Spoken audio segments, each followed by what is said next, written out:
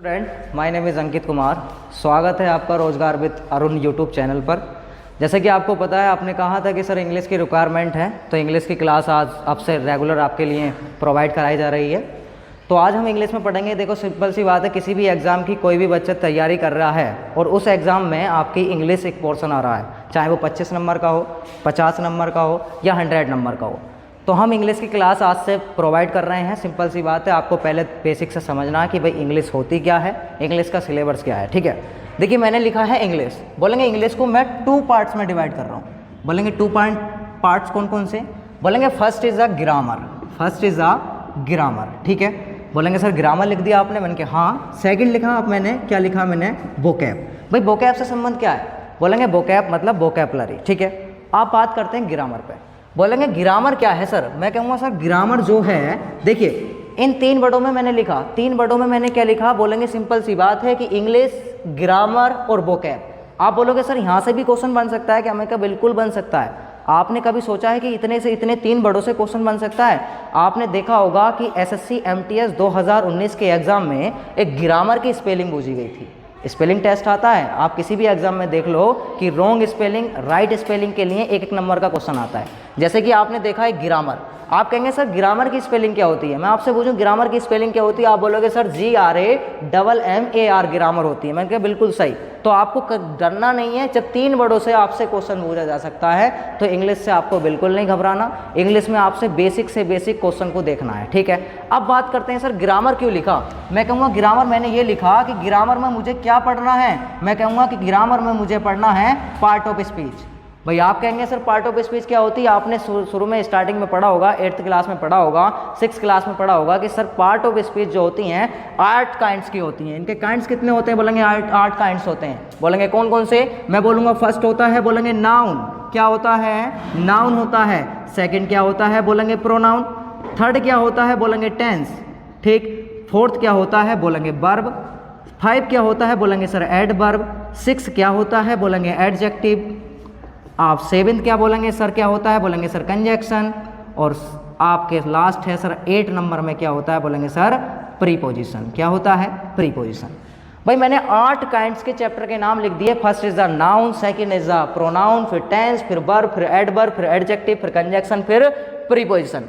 आपने कहा sir grammar में मुझे इतना पता चल गया कि पार्ट ऑफ स्पीच हमें चैप्टर कौन से पढ़ रहे हैं। आप अगर आपने नाउन पढ़ रखा है, प्रोनाउन अच्छी तरीके से पढ़ रखा है, tense, verb, adverb, adjective, conjunction और प्रीपोजिशन, तो आप इंग्लिश से मार नहीं खाने के। सिंपल सी बात है, समझ गए? आप कहेंगे सर इंग्लिश के पार्ट्स में तो बहुत सारे आते हैं। आप कहेंगे इंटरजेक्शन भी आता है सर, आर्टिकल भी आता है सर। मैं क्या आता है? सब्जेक्ट वर्ब एग्रीमेंट आता है सर, बिल्कुल आता है। लेकिन हमको जो मेन जो टॉपिक होते हैं ना, वो 8 चैप्टरों से पूछा जाता है ज़्यादातर क्वेश्चन। ठीक है, चलिए अब सिंपल सी बात है, हमारे पास क्या है? बोलेंगे ग्रामर तो हमने देख लिया। अब हम बात करते हैं वोकैबुलरी पर। आप कहेंगे सर वोकैबुलरी क्या होती है? मैं कहूँगा वोकैबुलरी होती है, आपने देखा होगा जितनी भी चीज़ें याद करने की होती हैं, बोलेंगे सिनोनिम्स। क्या बोलेंगे? Synonyms. First is the synonyms. ठीक है, सेकंड इज द एंटोनियम्स। ठीक है, थर्ड क्या होता है सर? बोलेंगे थर्ड होता है आपका इडियम्स। क्या होते हैं? इडियम्स। फोर्थ क्या होता है? बोलेंगे सर वन वर्ड। क्या होता है? One word.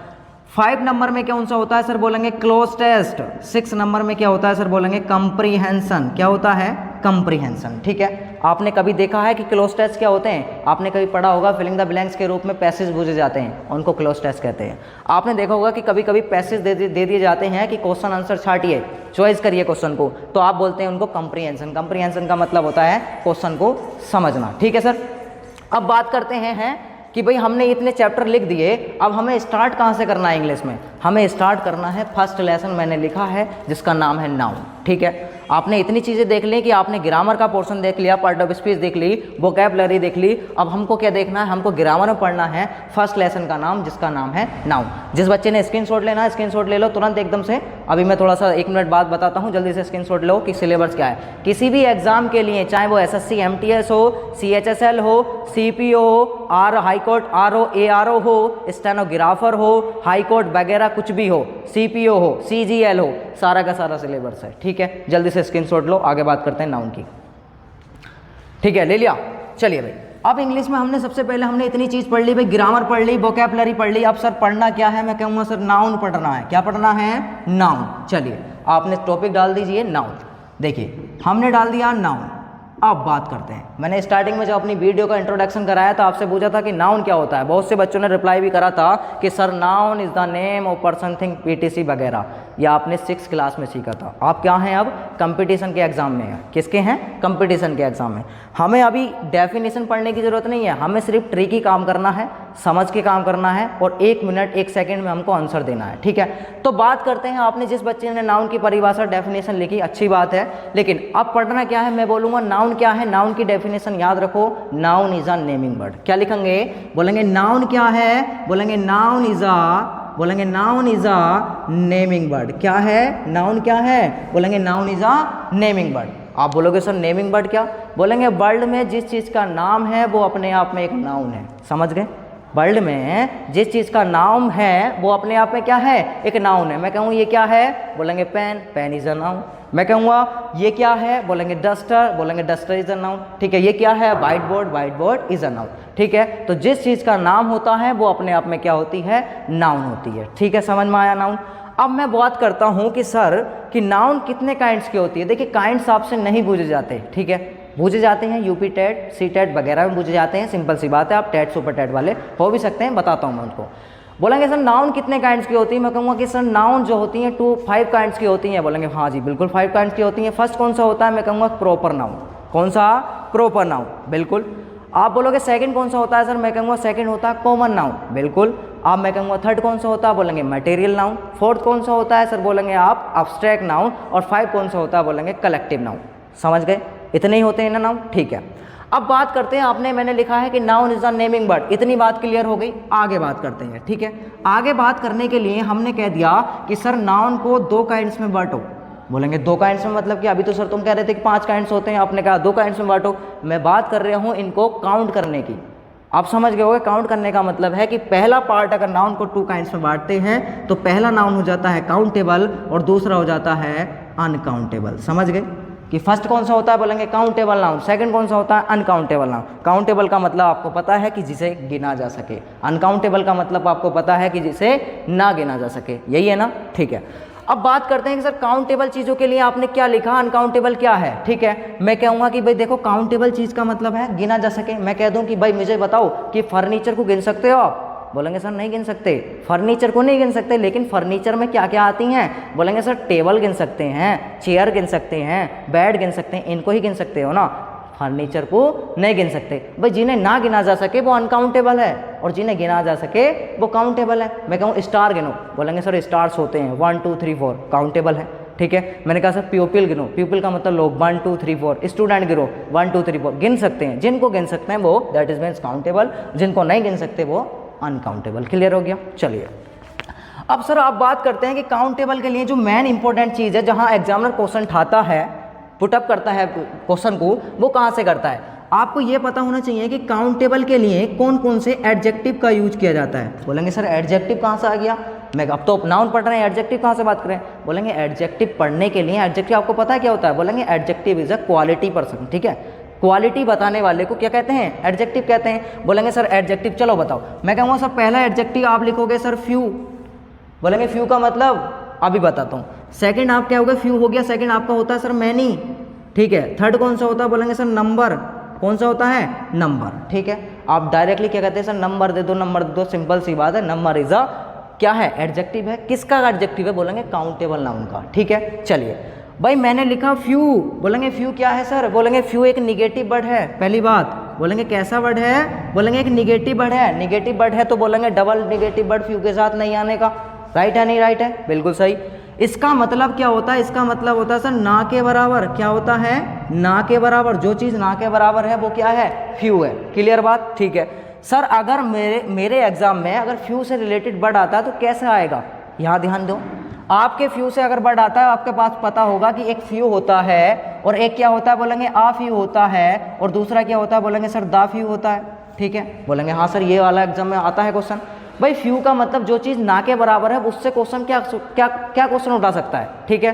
अगर मुझे बताओ, देखिए भाई फ्यू का मतलब मैंने बताया ना के बराबर। आ फ्यू का मतलब होता है कि कुछ संख्या में कम। क्या लिखोगे आप? कुछ संख्या में कम, ठीक है।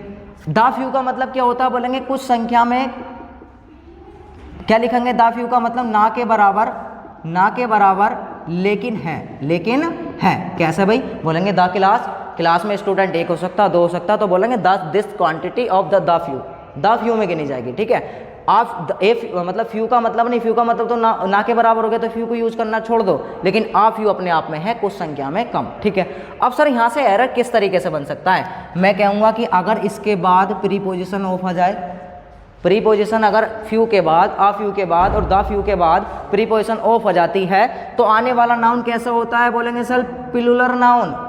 बोलेंगे सर प्लूरल क्या हो गया, बोलेंगे हमारे पास नाउन ऑफ अ नंबर 2 होते हैं। क्या बोलेंगे सर, हमारे पास नाउन ऑफ अ नंबर 2 होते हैं। आगे बात करेंगे, एक होता है सिंगुलर, दूसरा होता है प्लूरल। ठीक है, तो आप बोलेंगे फ्यू के बाद अगर प्रीपोजिशन ऑफ आती है तो आने वाला नाउन कैसा होगा, बोलेंगे प्लूरल होगा। ठीक है, ऐसी तरीके से आपका आ फ्यू आ जाए, द फ्यू आ जाए, याद रख लेना प्रीपोजिशन ऑफ आने पर नाउन कैसा होता है, प्लूरल होता है। क्लियर बात हो गई। ठीक है, अब यहाँ पर मैंने कहते हैं कि निगेटिव वर्ड है तो डबल निगेटिव वर्ड फ्यू के साथ नहीं करेंगे यूज बिल्कुल भी। आप कहेंगे मैनी के बाद अगर प्रीपोजिशन ऑफ आती है तो नाउन कैसा होता है, बोलेंगे प्लूरल होता है। क्लियर बात है। ठीक है, मैंने फॉर एग्जाम्पल ले लो भाई, एग्जाम्पल मैंने लिखा कि मैनी स्टूडेंट, मैंने क्या लिखा, मैनी स्टूडेंट्स, आ गया नहीं आ गया, तो आपको पता चल गया कि मैनी स्टूडेंट्स आ गया। अगर मैं कह दूं कि इसमें से ऐसा हटा दो तो मैनी स्टूडेंट क्या है, बोलेंगे एरर है, गलत है।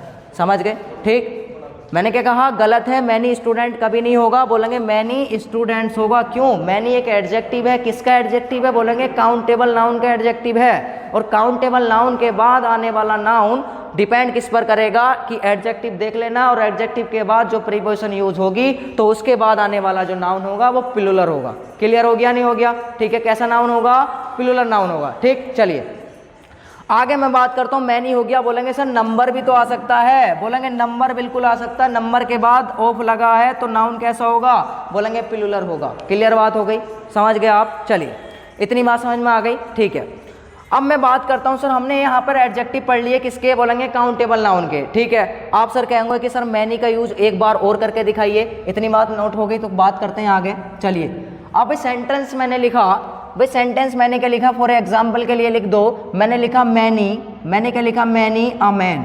भाई मैनी अ मैन की बात हो रही तो मैनी के बाद आप सर कहोगे सर आर्टिकल ए आया है। मैं कहा बिल्कुल आर्टिकल ए आया है, तो आर्टिकल ए आया है तो एक सेकेंड रुकिए, एक सेकेंड, बिल्कुल अभी बात करते हैं, एक सेकेंड रुकिए।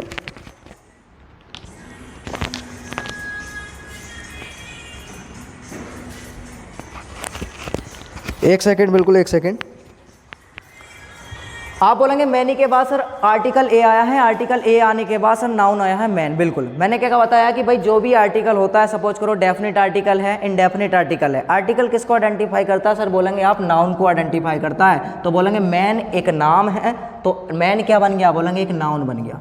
आपसे अगर नाउन में काइंड पूछ ले कि मैन किस काइंड का नाउन है, कॉमन नाउन है या प्रॉपर नाउन है, तो बोलेंगे कॉमन नाउन है। अगर मैं कह दूं राम किस तरीके का नाम है तो बोलेंगे प्रॉपर नाउन है। ठीक है, तो आप बोलेंगे मैनी अ मैन है तो इसका मतलब है पूरा का पूरा सब्जेक्ट कैसा हो गया, बोलेंगे सिंगुलर हो गया।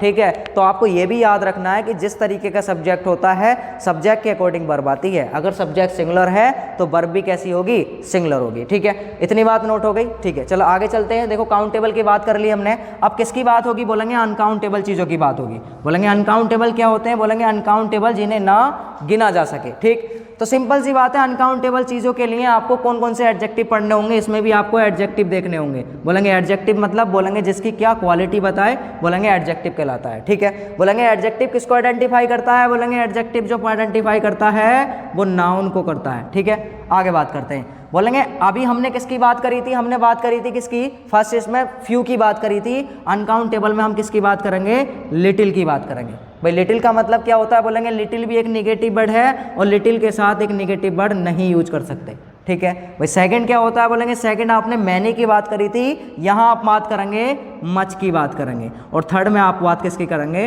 क्वांटिटी की बात करेंगे। किसकी बात करेंगे, क्वांटिटी की। ठीक है, चलिए बोलेंगे इनके बाद अगर प्रीपोजिशन ऑफ आ जाती है तो बोलेंगे नाउन किस तरीके का होता है, बोलेंगे नाउन होगा आपका प्लूरल नाउन होगा। ठीक है, इतनी बात हो गई। ठीक, अब देखिए एग्जामिनर क्वेश्चन कहाँ से देता है, एरर कहाँ से देता है, फिलिंग द ब्लैंक्स किस तरीके से देगा। बोलेंगे ये क्या है, बोलेंगे अनकाउंटेबल है। इतनी बात ध्यान रखो भाई, जिन्हें नहीं गिना जा सका तो बोलेंगे सिंपल सी बात है, ना तो उनके साथ कोई एक इंडेफिनिट आर्टिकल यूज नहीं कर सकते। सपोज करो मैंने क्या लिख दिया, एक वर्ड लिख दिया इन्फॉर्मेशन। क्या लिख दिया, इन्फॉर्मेशन। अब मुझे ये बताओ कि इन्फॉर्मेशन कैसा नाउन है। बोलेंगे इन्फॉर्मेशन सर एक अनकाउंटेबल नाउन है। क्या इन्फॉर्मेशन को गिन सकते हो? बोलेंगे नहीं गिन सकते।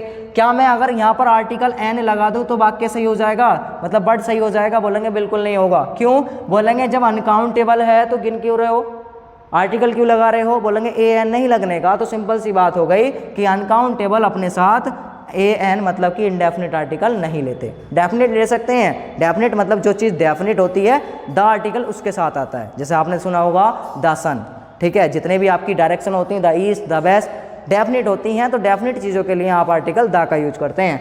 भाई सिंपल सी बात है, आर्टिकल नहीं आने का तो आप बोलेंगे सर इसमें एस या ई एस लगा सकते हैं क्या? बोलेंगे बिल्कुल नहीं लगा सकते। क्यों?